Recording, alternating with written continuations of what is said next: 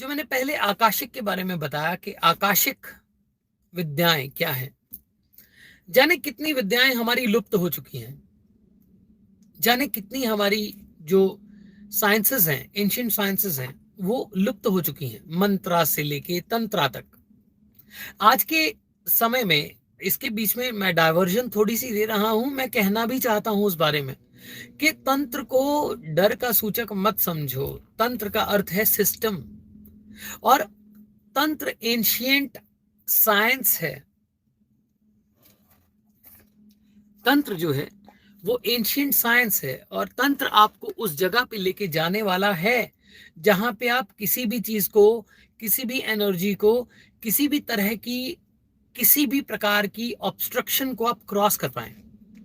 ये जो मारण, मोहन, ये वशीकरण, उच्चाटन, उल्लीकरण, विद्वेषण, ये बहुत बाहर की विद्याएं समझी जा रही हैं, ये आंतरिक विद्याएं हैं।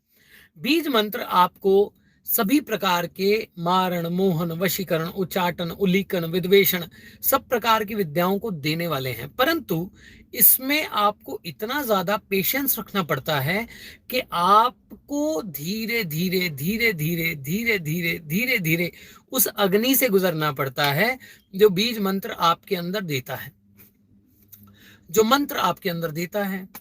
अब मैंने आकाशिक की बात की, कुछ विद्याएं आकाश में हैं। विद्याएं जो आकाश में हैं वो कहां हैं? ये आपके पास ही हैं, दूर नहीं है। आकाश कहां है? आकाश आपके अंदर ही है, दूर नहीं है।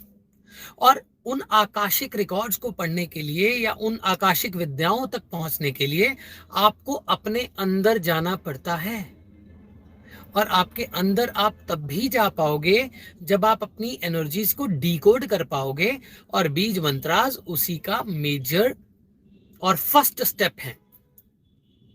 आप, मैं ये नहीं कहता कि शाबर मंत्र सही नहीं है, शायद वो भी बीज बन जाए, शायद वो भी आपको कुछ समझा पाए, पर शक्ति अपने आप में जो है वो कॉन्टिन्यूटी में है।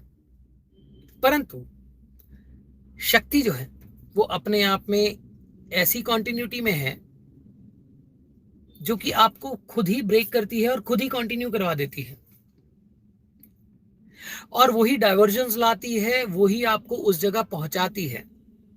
तो साधना में, जब आप साधना में चलते हैं तो आपको बहुत पेशेंस रखनी पड़ती है।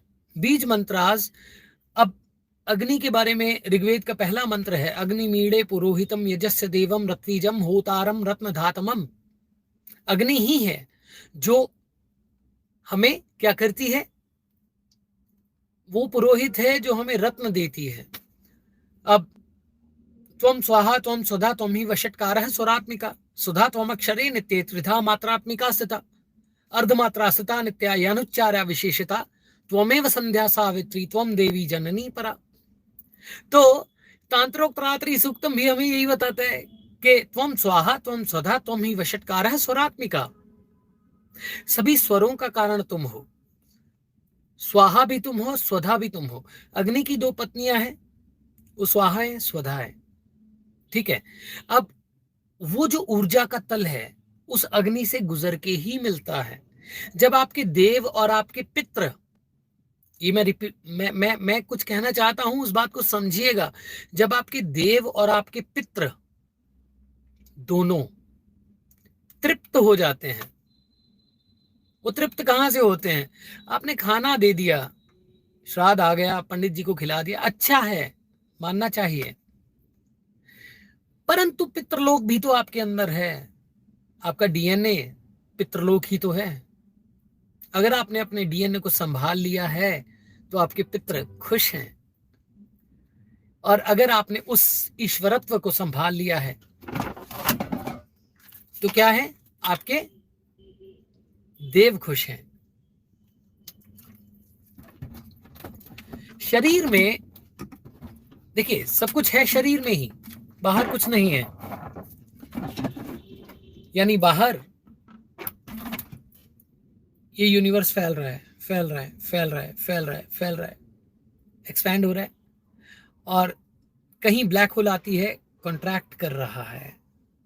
एक यूनिवर्स दूसरे यूनिवर्स में जा रहा है। स्वाहा लोक कहाँ है? स्वधा लोक कहाँ है? और बाहर से आप जिस ऊर्जा को प्राप्त करना चाहते हो, क्या वो आपके अंदर नहीं है? आपने अंदर कभी देखा? आपने अपनी नाभि की अग्नि को कभी महसूस किया? अगर आपने किया तो आप देवलोक को जानते हो। आपने अपनी अनकॉन्शियस स्टेट, अपने डीएनए, अपनी आदतें, अपनी समझ, अपनी सोच, अपनी सब प्रकार की जो सभी प्रकार की जो इच्छाएं हैं और संस्कार, उनको जाना। अगर आप जानते हैं तो आप डीएनए तक पहुंचे हैं। नहीं पहुंच पाता जल्दी साधक, परंतु बहुत साधक हैं जो पहुंचे हैं। अब अगर आपने इन सब चीजों को जाना है तो आप पितरों को प्राप्त कर चुके हो, आप देवों को प्राप्त कर चुके हो। परंतु उन देवों को, पितरों को प्राप्त करने के बाद ही आप उस आकाश पे पहुंच पाते हो जहां पे विद्याएं हैं। क्योंकि जब ब्लॉकेजेस होती हैं, ये रोड है, ब्लॉकेज है, तो आप नहीं निकाल पाते हो गाड़ी। आपको अपनी इच्छाओं को पूरा करने के लिए वो सब कुछ प्राप्त करना पड़ता है जो आपको उन इच्छाओं तक लेके जाए और उनके रिजल्ट्स तक लेके जाए। तो पितृ भी उसका ही कारण होते हैं, अग्नि से ही उन्हें तृप्ति मिलती है। अब अग्नि बाहर भी है और आपके अंदर भी है। मैंने पहले बोला एक अग्नि है जो कि कूड़ा जलाया जाता है जिसमें, और एक यज्ञाग्नि है। तो आप अपने आप को यज्ञाग्नि में तब्दील करते हो या फिर कूड़ा जलाने वाली अग्नि में तब्दील करते हो, ये आपके हाथ है। गीता कहती है कि कोई प्राण में प्राण का यज्ञ करता है, कोई अपान में अपान का करता है, कोई प्राण में अपान का करता है, कोई अपान में प्राण का करता है, परंतु करते सभी साधक यज्ञ हैं। और जो संस्कारों को मानता है वो अपने पितरों को मानता है, ये फैक्ट है। तो संस्कारों को जरूर मानिए और उसके साथ में अपनी इच्छाओं को पूरा करने के लिए सब देवों को हविष्य भी दें।